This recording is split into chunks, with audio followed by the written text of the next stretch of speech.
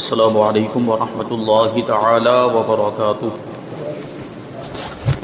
نحمده ونصلي ونسلم على رسوله الكريم اما بعد فاعوذ بالله من الشيطان الرجيم بسم الله الرحمن الرحيم ان الله وملائكته يصلون على النبي يا ايها الذين امنوا صلوا عليه وسلموا تسليما اللهم صل على سيدنا ومولانا محمد معدن الجود والكرم وآله الكرام وابنه الكريم وبارك وسلم صلاة وسلاما عليك يا رسول الله صلی اللہ تعالی علیہ وسلم۔ سورہ بقرہ آیت نمبر 152 کی تفسیر ہے۔ اللہ تبارک و تعالی ارشاد فرماتا ہے فَاذْكُرُونِي أَذْكُرْكُمْ وَاشْكُرُوا لِي وَلَا تَكْفُرُونَ، تو مجھے یاد کرو یعنی میرا ذکر کرو، میں تمہیں یاد کروں گا، اور میرا شکر ادا کرو، میں میری ناشکری نہ کرو، میرا شکر ادا کرو، میری ناشکری نہ کرو۔ اس سے پہلے آپ دیکھیں تو جو آیتیں گزری ہیں ان میں دو نعمتوں کا ذکر ہوا، ایک خانہ کعبہ کو قبلہ بنائے جانے والی نعمت، اور دوسری جو نعمت ہے وہ سب سے بڑی نعمت یعنی نبی پاک صلی اللہ علیہ وسلم کا دنیا میں ظاہری طور پر تشریف لانا۔ تو ان دونوں نعمتوں کے ملنے پر ہمیں شکر ادا کرنے کا حکم دیا جا رہا ہے، اور اس میں جو سب سے بڑی نعمت ہے اس کا تو جتنا زیادہ شکریہ ادا کیا جائے اتنا کم ہے، یعنی حضور پاک صلی اللہ علیہ وسلم کا دنیا میں تشریف لانا، اور ہم کو حضور پاک صلی اللہ علیہ وسلم کا امتی جو بنایا گیا، یہ بہت بڑا اللہ تبارک و تعالیٰ کا ہم پر احسان، بلکہ سب سے بڑا احسان ہے، اور اس کے شکریے میں اگر ہم پوری زندگی بھی سجدے میں سر رکھ کے گزار دیں تب بھی کما حق ہو اس کا شکریہ ادا نہیں ہو سکتا۔ تو یہاں پر شکریہ کے طور پر، نعمت ملنے پر شکریہ کے طور پر ہمیں کیا کرنا چاہیے وہ ہمیں بتایا جا رہا ہے اس آیت کریمہ میں۔ تو کیا کرنا چاہیے؟ اللہ کا ذکر کرنا چاہیے اور اس کا شکر ادا کرنا چاہیے، ناشکری نہیں کرنی چاہیے۔ تو فرمایا کہ کائنات کی سب سے بڑی نعمت حضور اقدس صلی اللہ علیہ وسلم کا ذکر کرنے کے بعد اب ذکر الہی اور نعمت الہی پر شکر ادا کرنے کا حکم دیا جا رہا ہے۔ اور ذکر تین طرح کا ہوتا ہے، ذکر کی قسمیں بیان کی جا رہی ہیں۔ ذکر کی تین قسمیں ہیں۔ پہلے نمبر پر ہے زبانی ذکر، زبان سے ذکر کرنا، اور دوسرے نمبر پر ہے قلبی ذکر، یعنی وہ ذکر جس کا تعلق دل سے ہے، قلب سے ہے۔ تو اب سوال یہ پیدا ہو رہا ہوگا کہ دل سے کیسے ذکر کیا جاتا ہے، قلبی ذکر کا مطلب کیا ہوتا ہے، تو اس کو بیان کریں گے۔ اور تیسرے نمبر پر ہے اعضائے بدن کے ذریعے سے ذکر کرنا، باڈی پارٹس کے ذریعے سے ذکر کرنا۔ تو یہ بھی سمجھنے کی بات ہے، اس کو بھی سمجھائیں گے۔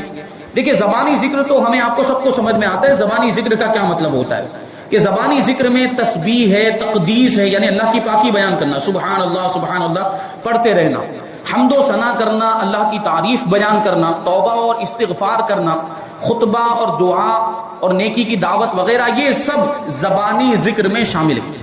زبان سے جو بھی چیزیں ہم بول کر اللہ تبارک و تعالیٰ کی تعریف ہے، اللہ تبارک و تعالیٰ کی حمد ہے، توبہ اور استغفار، یہ سب زبان سے ہی کیا جاتا ہے، ان کا تعلق زبان سے ہوتا ہے، تو ان کو زبانی ذکر کہا جاتا ہے۔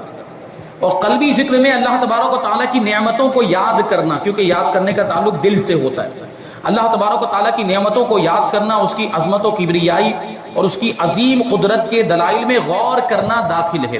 اللہ تبارک و تعالیٰ کی قدرت کے دلائل تو پوری کائنات میں موجود ہیں، تو ان ساری چیزوں میں غور و فکر کرنا، اللہ تبارک و تعالیٰ نے جو اپنی عجیب و غریب مخلوقات کو پیدا کیا ہے، ان کو دیکھ کر ہمیں اللہ تبارک و تعالیٰ کی قدرت کا مزید یقین ہو جاتا ہے۔ یقین تو ہے ہمیں الحمدللہ، لیکن اس یقین میں اور اضافہ ہو جاتا ہے، وہ یقین اور زیادہ مضبوط ہو جاتا ہے۔ جیسے کہ بلند و بالا پہاڑ ہیں، یہ وسیع و عریض سمندر ہیں اور گہرائی والے سمندر ہیں، اور درخت قسم قسم کے درخت ہیں، ان کے پتے عجیب و غریب ہوتے ہیں، اور پھول الگ الگ قسم کے پھول پائے جاتے ہیں، پھل بھی درختوں پر جو وہ لگتے ہیں تو الگ الگ پھل ہے، جبکہ زمین ایک ہی ہے لیکن اس سے نکلنے والے پودے الگ الگ ہیں۔ تو یہ بھی اللہ تبارک و تعالیٰ کی قدرت کے دلائل کہ ان میں آدمی غور و فکر کرے تو اسے یقین ہو جائے کہ ان چیزوں کا بنانے والا کوئی ہے، بغیر کسی بنانے والے کے یہ چیزیں خود ہی وجود میں نہیں آ سکتی، یہ اللہ تبارک و تعالیٰ کی کاریگری ہے۔ تو اس کی عظیم قدرت کے دلائل میں غور و فکر کرنا بھی یہ قلبی ذکر میں داخل ہے۔ اس کا تعلق، یہ غور و فکر کرنے کا تعلق دل سے ہوتا ہے۔ نیز علماء کا شرعی مسائل میں غور و فکر کرنا بھی اسی میں داخل ہے۔ شرعی مسائل میں غور و فکر کرنا، کہ یہ مسئلہ جو ہے تو اس کا کیا حکم ہونا چاہیے، جائز ہونا چاہیے یا ناجائز ہونا چاہیے. کچھ مسائل تو ایسے ہوتے ہیں جو صریح طور پر صراحت کے ساتھ یعنی صاف طور پر کتابوں میں لکھے ہوئے ہیں، تو ان میں غور و فکر کرنے کی ضرورت نہیں پڑتی، اس کو ڈائریکٹ پڑھ لیا تو حکم معلوم ہو جاتا ہے. لیکن کچھ مسائل ایسے ہوتے ہیں جن میں غور و فکر کرنے کی ضرورت پڑتی، کیونکہ کتابوں میں صراحت کے ساتھ ان کا حکم لکھا ہوا نہیں ہے، صراحت کے ساتھ صاف طور پر ان کا حکم موجود نہیں ہے کہ یہ جائز ہے یا ناجائز ہے، حلال ہے یا حرام ہے، تو اس میں غور و فکر کرنا پڑتا ہے. تو علماء کرام جو یہ غور و فکر کر رہے ہیں، مسائل میں غور و فکر کر رہے ہیں، مسائل شرعیہ میں جو غور و فکر کرتے ہیں، یہ بھی قلبی ذکر میں شامل ہے. کیونکہ دیکھیں مسائل شرعیہ میں غور و فکر کرنے کا مطلب کیا ہوا کہ قرآن و حدیث سے ثابت ہونے والے حکم کو معلوم کرنا. قرآن تو اللہ تبارک و تعالیٰ کا سب سے بڑا ذکر ہے، اور حدیثیں بھی یہ اللہ تبارک و تعالیٰ کا ذکر ہے، کیونکہ رسول پاک صلی اللہ علیہ وسلم کی زبان مبارک سے یہ حدیثیں نکلی ہیں، تو یہ بھی اللہ تبارک و تعالیٰ کا ذکر ہے. تو انہی دونوں چیزوں میں تو آدمی غور کرتا ہے، عالم دین غور و فکر کرتا ہے، یا مجتہد جو ہوگا وہ غور و فکر کرتا ہے. تو اسی وجہ سے اس کو بھی قلبی ذکر میں شامل کیا گیا، یہ قلبی ذکر میں داخل ہے. اعضائے بدن کے ذریعے ذکر سے مراد یہ ہے کہ اپنے اعضاء سے اللہ تبارک و تعالیٰ کی نافرمانی نہ کی جائے، بلکہ اعضاء کو اطاعت الہی کے کاموں میں استعمال کیا جائے، یعنی باڈی پارٹس کو، جسم کے اعضاء کو اللہ تبارک و تعالیٰ کی فرما برداری والے کاموں میں ہی استعمال کیا جائے، نافرمانی کے کاموں میں استعمال نہ کیا جائے. تو یہ بھی جو ہے ایک طرح کا ذکر ہے، اور اس کو کیسا ذکر کہا جاتا ہے؟ اعضائے بدن کے ذریعے کیا جانے والا ذکر. تو ذکر کی تین قسمیں ہو گئی: زبان سے کیا جانے والا ذکر، دل سے کیا جانے والا ذکر، اور اعضائے بدن کے ذریعے کیا جانے والا ذکر. ان تینوں طرح کے ذکر پر ہمیں عمل کرنا چاہیے. یعنی ذکر جب لفظ بولا جاتا ہے تو عام طور پر ہمارے ذہن میں یہی بات آتی ہے کہ بھائی زبان سے اللہ اللہ کرنا یا سبحان اللہ پڑھنا، اللہ کی تعریف بیان کرنا، جو زبان سے تعلق رکھنے والی چیزیں ہمارے تو ذہن عام طور پر یہی چیز آتی ہے. جبکہ ذکر کی دو قسمیں اور بیان کی گئی: قلبی ذکر، اس پر بھی ہمیں عمل کرنے کی ضرورت ہے، اور اعضائے بدن کے ذریعے کیا جانے والا ذکر، یعنی اعضاء کے ذریعے اللہ تبارک و تعالیٰ کی اطاعت والے کام لیے جائیں تو یہ بھی ذکر میں شمار ہوگا، اور اس پر بھی ذکر کا ثواب ملے گا. اب دیکھیے ذکر کی فضیلتیں کیا ہیں. تو بہت ساری حدیثوں میں ذکر کی فضیلتیں بیان کی گئی، ان میں سے یہاں پر صرف 10 حدیثیں ذکر کی گئی، اور 10 حدیثوں کو بھی عربی متن کے ساتھ ذکر نہیں کیا، بلکہ مختصر طور پر جو بنیادی بات حدیث کے اندر ذکر کے تعلق سے، ذکر الہی کے تعلق سے بیان کی گئی ہے، جو بنیادی فضیلت بیان کی گئی اسی کو ذکر کیا ہے، تاکہ اچھی طرح سے اس کو ذہن نشین کیا جا سکے. مختصر طور پر 10 حدیثیں ہیں، آپ اس کو سماعت کریں اور اس کو ذہن نشین کرنے کی کوشش کریں اور اس پر عمل بھی کریں. پہلی حدیث: اللہ کا ذکر ایمان کامل کی نشانی ہے. دیکھیے بس خالی اتنی بات ذکر کی، جو حدیث کے اندر بنیادی بات تھی اس کو ذکر کیا کہ اللہ تبارک و تعالیٰ کا ذکر ایمان کامل کی نشانی ہے. مطلب یہ ہوا کہ جس کا ایمان کامل ہوگا، مکمل ہوگا، جتنا زیادہ کامل ہوگا وہ اتنا ہی اللہ تبارک و تعالیٰ کا ذکر کرے گا. اس کو ادھر سے بھی سمجھ سکتے ہیں، ادھر سے بھی سمجھ سکتے ہیں. جس کا ایمان جتنا زیادہ مضبوط ہوگا وہ اتنا زیادہ اللہ کا ذکر کرے گا. اور اس کو یوں سمجھیں دوسری جانب سے، جو جتنا زیادہ اللہ تبارک و تعالیٰ کا ذکر کرے گا اس کا ایمان اتنا ہی زیادہ مضبوط ہو جائے گا. یہ دونوں طرف سے اس کی فضیلت ہے، اور دونوں طرف سے ہم اس کو دیکھ سکتے ہیں، اور دونوں طرف سے یہ درست بھی ہے. اور نمبر 2، اللہ تبارک و تعالیٰ کا ذکر دنیا اور آخرت کی ہر بھلائی پانے کا ذریعہ ہے. دنیا کی بھی بھلائیاں، دنیا کی بھی نعمتیں اللہ کے ذکر سے ملتی ہیں، اور آخرت کی بھلائیاں اور آخرت کی نعمتیں بھی اللہ کے ذکر سے ملتی ہیں. ظاہر سی بات ہے، اللہ کا ذکر آپ کریں گے تو اللہ تبارک و تعالیٰ آپ سے راضی ہوگا. اللہ کا ذکر کرنے سے اللہ تبارک و تعالیٰ راضی ہوتا ہے، کیونکہ دیکھیں اس آیت کریمہ میں اللہ تبارک و تعالیٰ اپنا ذکر کرنے کا حکم دے رہا ہے. تو ہم اس حکم پر عمل کریں گے تو اللہ ہم سے راضی ہوگا، اور جب اللہ راضی ہو جائے گا تو دنیا کی نعمتیں بھی مل جائیں گی اور آخرت کی نعمتیں بھی مل جائیں گی. تو ذکر الہی دنیا اور آخرت کی نعمتیں پانے کا سب سے بہترین ذریعہ ہے. 2 حدیثیں ہو گئی. تیسری حدیث: ذکر الہی عذاب الہی سے نجات دلانے والا ہے. ذکر کرنے والا اللہ تبارک و تعالیٰ کے عذاب سے بچ جاتا ہے، نجات پا جاتا ہے. چوتھی حدیث کہ ذکر کرنے والے قیامت کے دن بلند درجے میں ہوں گے، اونچے مقام پر ہوں گے. جو اللہ کا ذکر کرتے ہیں نا دنیا میں کثرت کے ساتھ، جو اللہ کا ذکر کرتے ہیں ان کا مقام و مرتبہ اونچا ہوگا، بلندی پر ہوں گے. اور وہیں سے ظاہر ہو جائے گا، اہل محشر جب دیکھیں گے نا اللہ کا ذکر کرنے والوں کو اونچا مقام ملا ہے تو خود ہی پتا چل جائے گا کہ یہ وہ لوگ ہیں جو دنیا میں کثرت کے ساتھ اللہ تبارک و تعالیٰ کا ذکر کیا کرتے تھے. اور یہ بات بھی آپ ذہن میں رکھیں کہ اللہ اکبر، سبحان اللہ یا تسبیح ہے، ثنا ہے، توبہ، استغفار، یہ سب چیزیں تو ذکر میں آتی ہیں. اور میں آپ کو بتا دوں کہ نماز بھی اللہ تبارک و تعالیٰ کے ذکر کی ہی ایک صورت ہے، بلکہ یہ اللہ تبارک و تعالیٰ کا ذکر کرنے کا سب سے بہترین ذریعہ ہے. نماز میں کیا ہوتا ہے؟ نماز کے اندر قرآن پاک کی تلاوت کی جاتی ہے، نماز میں ثنا پڑھی جاتی ہے، نماز میں تسبیح پڑھی جاتی ہے، رکوع میں تسبیح پڑھتے ہیں، سجدے میں تسبیح پڑھتے ہیں، نماز میں التحیات پڑھی، یہ سب میں اللہ تبارک و تعالیٰ کی تعریف ہی ہو رہی ہے، سب میں اللہ تبارک و تعالیٰ کی پاکی بیان کی جا رہی ہے، سب میں حمد و ثنا ہو رہی ہے.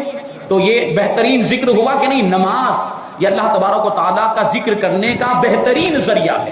تو نماز بھی پڑھیں تو ہمارا شمار ذکر کرنے والوں میں ہوگا، اور ذکر کرنے والوں کو قیامت کے دن بلند مقام عطا کیا جائے گا. نمبر 5، ذکر کے حلقے جنت کی کیاریاں ہیں، یعنی جنت کے باغ ہیں. یہ حدیث کا مفہوم ہے. اللہ کے رسول صلی اللہ علیہ وسلم نے صحابہ کرام کو دیکھا کہ وہ حلقہ بنا کے بیٹھے ہوئے تھے، دائرہ بنا کے ایسے بیٹھے ہوئے تھے. تو نبی پاک صلی اللہ علیہ وسلم نے پوچھا کہ تم کیوں بیٹھے ہوئے ہو؟ تو صحابہ کرام نے عرض کیا کہ یا رسول اللہ، اللہ کا ذکر کرنے کے لیے بیٹھے. ہم اللہ تبارک و تعالیٰ کا اس بات پر شکر ادا کرنے کے لیے بیٹھے ہیں کہ اس نے ہمیں اسلام کی دولت عطا فرمائی، آپ کے ذریعے سے ہمیں ایمان کی نعمت عطا فرمائی، تو اس لیے ہم اللہ کا شکر ادا کر رہے ہیں، اللہ کا ذکر کر رہے ہیں. تو اس پر حضور پاک صلی اللہ علیہ وسلم نے ارشاد فرمایا کہ یہ جو ذکر کے حلقے ہوتے ہیں، جو دائرے بنا کر ذکر کیا جاتا ہے، یا مجلس میں مجمع کوئی ایک ہو، اور مجمع میں بھی اجتماع کے طور پر بھی اگر اللہ تبارک و تعالیٰ کا ذکر کیا جائے، تو اس محفل کو اللہ کے رسول صلی اللہ علیہ وسلم نے جنت کی کیاری فرمایا کہ جس محفل میں اللہ کا ذکر کیا جائے وہ جنت کے باغوں میں سے ایک باغ ہے. نمبر 6، ذکر کرنے والوں کو فرشتے گھیر لیتے ہیں اور رحمت الہی ڈھانپ لیتی ہے، یعنی ان پر رحمتوں کی بارش ہوتی ہے. اور فرشتے گھیر لیتے کا پھر اس کا کیا مطلب ہوا؟ فرشتے گھیر لیتے ہیں تو جہاں فرشتے ہوتے ہیں وہاں اللہ کی رحمت ہوتی ہے. یہاں فرشتوں سے مراد وہی رحمت کے فرشتے. فرشتے اپنے ساتھ رحمت لے کر آتے ہیں اور رحمت کی بارش اس مجلس پر ہوتی ہے جہاں پر اللہ تبارک و تعالیٰ کا ذکر کیا جائے. نمبر 7، شب قدر میں، شب قدر جانتے ہیں رمضان کے اندر، شب قدر میں اللہ تبارک و تعالیٰ کا ذکر کرنے والے کو حضرت جبرائیل علیہ السلام دعائیں دیتے ہیں. حضرت جبرائیل علیہ السلام فرشتوں کے سردار ہیں، وہ کسی کے لیے دعا کریں، کتنی بڑی فضیلت کی بات ہے. شب قدر میں ذکر کرنے والوں کے لیے حضرت جبرائیل علیہ السلام دعا کرتے. دعا کا مطلب کیا ہوا؟ مغفرت کی دعا کرتے ہیں، جنت کی دعا کرتے ہیں، نجات کی دعا کرتے ہیں. تو بہت بڑی فضیلت ہے. نمبر 8، ذکر کرنے والوں کی صحبت میں بیٹھنے والا بھی محروم نہیں رہتا. یعنی مان لیجئے کہ کوئی یہاں پر ذکر کر رہا ہے اور آپ اس کے بغل میں جا کر بیٹھ گئے، آپ ذکر نہیں کر رہے ہیں، وہ ذکر کر رہا ہے، تو اس کو ذکر کی برکتیں حاصل ہو رہی ہیں، لیکن آپ اس کے پہلو میں بیٹھے ہوئے ہیں، آپ اس کے بغل میں بیٹھے ہوئے، آپ اس کی صحبت میں بیٹھے ہوئے ہیں، تو اس پر جو رحمتوں کی بارش ہو رہی ہے ذکر کرنے کی وجہ سے، اس میں سے آپ کو بھی حصہ ملتا ہے اس کی صحبت میں بیٹھنے کی وجہ سے. سوچیں، اب ذکر کرنے والے کی صحبت میں بیٹھنے کی وجہ سے وہ بیٹھنے والا اللہ کی رحمت سے محروم نہیں، تو ذکر کرنے والے کو کتنی رحمتیں مل رہی ہوں گی، اللہ تبارک و تعالیٰ کی کتنی وہ رحمتوں کا حقدار بن رہا ہوگا. نمبر 9، اللہ کا ذکر کرنے سے شیطان دل سے ہٹ جاتا ہے. یعنی جو اللہ کا ذکر کرتا ہے تو پھر شیطان اس کو بہکا نہیں پاتا، وسوسے نہیں ڈال پاتا ہے. تو یہ دیکھیے، شیطان کے وسوسوں سے اور شیطان کے مکر و فریب سے بچنے کا بھی بہترین ذریعہ ہے کیا ہے؟ اللہ کا ذکر. اور نمبر 10، اللہ کے ذکر سے دل کی صفائی ہو جاتی، دل صاف ہو جاتا ہے. گناہوں کی وجہ سے دل گندا ہو جاتا ہے، گناہوں کی وجہ سے دل میلا ہو جاتا ہے اور سخت ہو جاتا ہے، کالا ہو جاتا ہے. اللہ تبارک و تعالیٰ کے ذکر سے دل کی صفائی ہو جاتی ہے، گناہوں کا میل دور ہو جاتا ہے، وہ گندگی دور ہو جاتی ہے، دل صاف ہو جاتا ہے. اور اگر سخت ہو گیا ہو تو دل نرم ہو جاتا ہے. اگر دل سخت ہو گیا ہو تو دل نرم ہو جاتا ہے اور اس میں حق کو قبول کرنے کی صلاحیت پیدا ہو جاتی ہے. سختی کی وجہ سے، دل کے سخت ہو جانے کی وجہ سے کیا ہوتا ہے معلوم؟ کہ پھر اچھی باتیں بھی اثر نہیں کرتی. علماء کرام کی باتیں سن کر بھی اصلاح پذیر نہیں ہوتا ہے، کیونکہ دل سخت ہو گیا ہے بہت زیادہ گناہ کرنے کی وجہ سے. لیکن یہی اگر اللہ کا ذکر کرنے لگ جائے تو وہ دل کی سختی دور ہو جاتی ہے، دل کو چین حاصل ہو جاتا ہے، دل کو اطمینان حاصل ہو جاتا ہے، دل صاف ہو جاتا ہے، پھر حق کو قبول کرنے کی صلاحیت اس کے اندر پیدا ہو جاتی ہے. پھر وہ اصلاح پذیر ہوتا ہے، پھر وہ اپنے اعمال کی اصلاح کرتا ہے، برے اعمال سے دور بھاگتا ہے.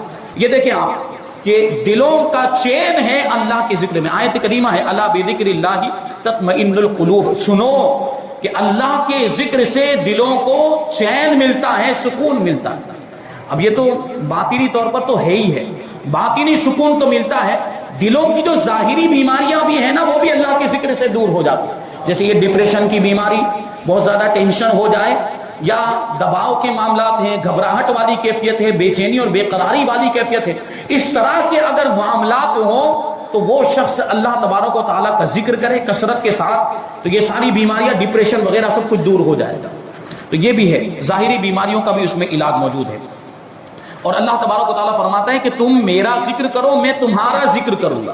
اب اس فرمانے کا کیا مطلب ہوا؟ اللہ تبارک و تعالیٰ ہمارا ذکر کرے گا، میں تمہیں یاد کروں گا، اس کا کیا مطلب ہے؟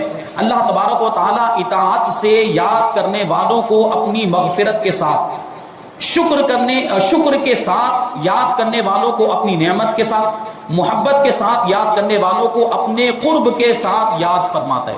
یعنی کیا مطلب ہوا کہ جو اللہ تبارک و تعالیٰ کی اطاعت کرتے ہیں اللہ تبارک و تعالیٰ ان کی بخشش فرما دیتا ہے، اور جو نعمت ملنے پر اللہ تبارک و تعالیٰ کا شکریہ ادا کرتے ہیں اللہ تبارک و تعالیٰ ان کو مزید نعمتیں عطا فرماتا ہے. اور جو محبت کے ساتھ اللہ تبارک و تعالیٰ کو یاد کرتے ہیں اللہ تبارک و تعالیٰ ان کو اپنا قرب عطا فرماتا ہے. اس کا یہ مطلب ہوا. تو اس سے یہ بات بھی ظاہر ہوئی کہ نعمت ملنے پر اللہ تبارک و تعالیٰ کا شکریہ ادا کرنا چاہیے، اور جو نعمت ملنے پر اللہ تبارک و تعالیٰ کا شکریہ ادا نہیں کرتا بلکہ ناشکری کرتا ہے تو وہ نعمت کا سلسلہ موقوف ہو جاتا ہے.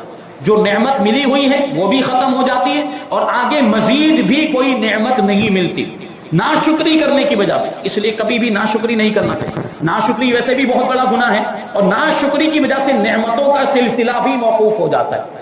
اللہ تبارک و تعالیٰ کی نعمتوں کی کس کو ضرورت نہیں؟ سب کو ضرورت ہے. تو ہمیں ناشکری کبھی بھی نہیں کرنی چاہیے. اللہ تبارک و تعالیٰ جس حالت میں ہمیں رکھے ہمیں اس حالت پر راضی رہنا چاہیے. بخاری شریف میں حضرت ابو ہریرہ رضی اللہ تعالی عنہ سے روایت ہے کہ نبی کریم صلی اللہ علیہ وسلم نے ارشاد فرمایا، اللہ تبارک و تعالیٰ ارشاد فرماتا ہے. ایسی حدیث کو حدیث قدسی کہا جاتا ہے.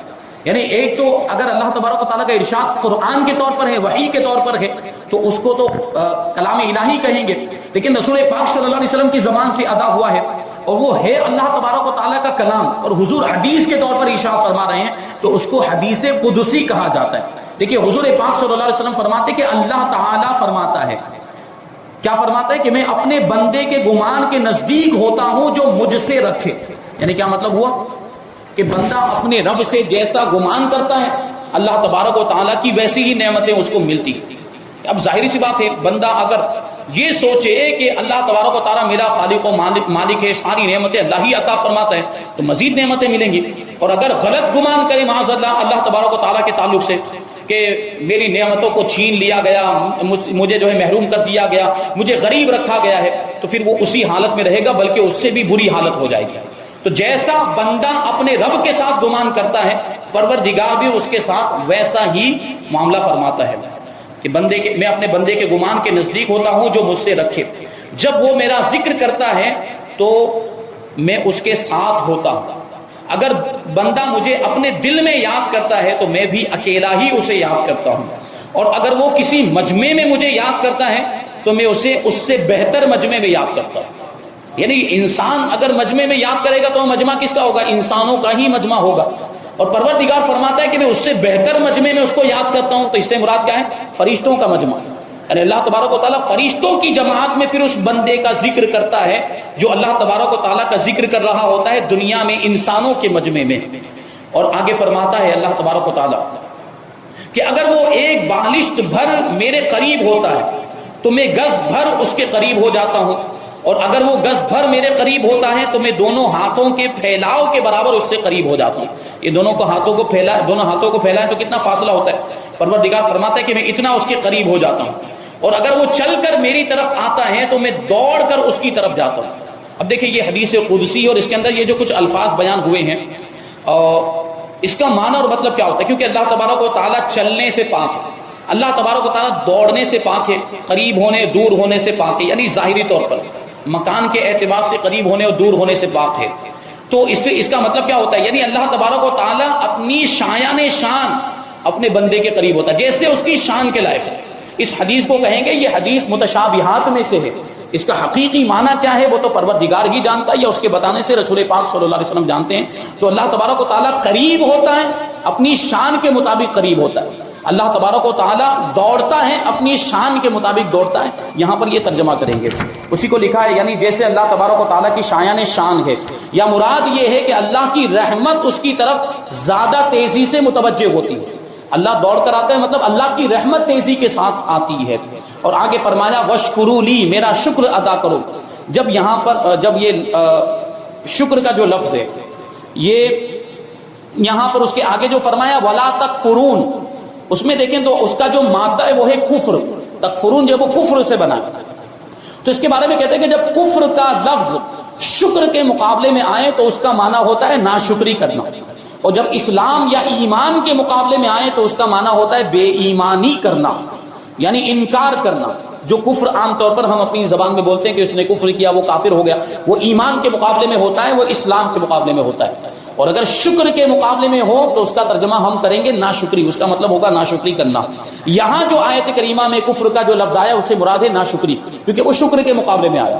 تو اللہ تبارک و تعالی ہمیں حکم دے رہا ہے شکر ادا کرنے کا، تو ہمیں اس کی نعمتوں پر شکر ادا کرنا چاہیے اور ناشکری نہیں کرنی چاہیے۔ اگر خدا نخواستہ کوئی نعمت ہمیں نہیں ملی ہے یا پہلے ملی تھی اور وہ ختم ہو گئی چلی گئی، تو اس پر کبھی بھی شکایت کے الفاظ اپنی زبان پر نہیں لانے چاہیے، کیونکہ ایک نعمت اگرچہ چلی گئی لیکن ہزاروں نعمتیں ابھی بھی باقی ہیں، ہزاروں نعمتیں ابھی بھی ہم سے متعلق ہیں، تو ان نعمتوں پر ہمیں اللہ تبارک و تعالیٰ کا شکریہ ادا کرنا چاہیے کہ اگرچہ ایک نعمت نہیں لیکن اس کے علاوہ دوسری تو بہت ساری نعمتیں ہیں۔